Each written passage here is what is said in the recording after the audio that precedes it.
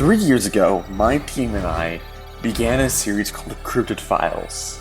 This is Cryptid Files Unbound, a case-by-case study of the 50 states that make up the United States of America, the 13 provinces and territories that make up Canada. And this journey will discover cryptids that we didn't even cover within the original series, and may see some familiar faces. See you guys there.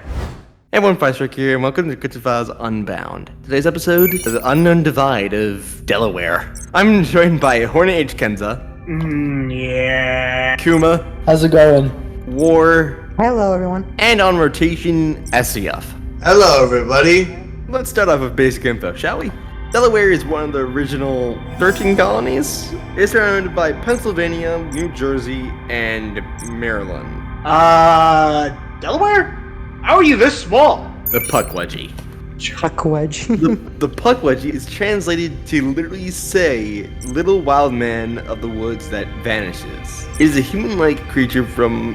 Oh no. It can be found in Delaware, Prince Edward Island in Canada, so that means we're probably going to be facing this little thing again. Oh boy. Oh dear Lord.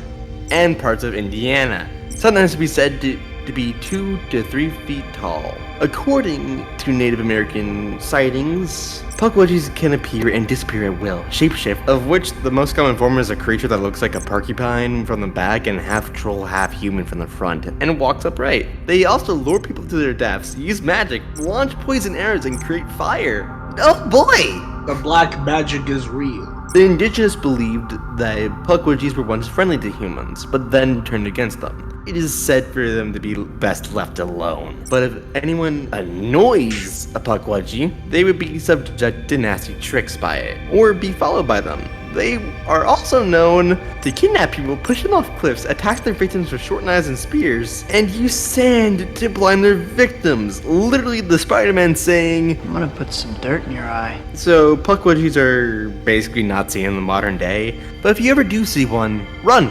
Oh God. If anyone knows where the boogeyman is, call me. For a brief period in 1631, Dutch colonists in North America tried to establish a small settlement named Zowendale along the Delaware River. The colony did not last more than a year before it was destroyed in skirmish with local Native Americans. Years later, in 1941, a sea captain found a mummified mermaid. The mummy was permanently lent to the museum until 1985, when locals brought the creature from Martin's estate to ensure it made a permanent fixture in the museum. However, before that, it was used as a carnival attraction. Hang on. What?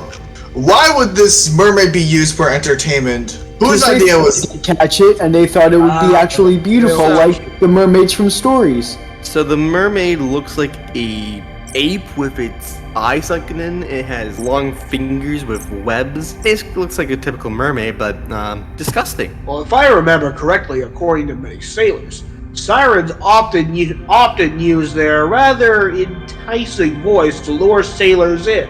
However, this mermaid had basically decayed by the time it was moved in 1985 due to it not being preserved. It was also found in ice. Moving on to the Deer Man.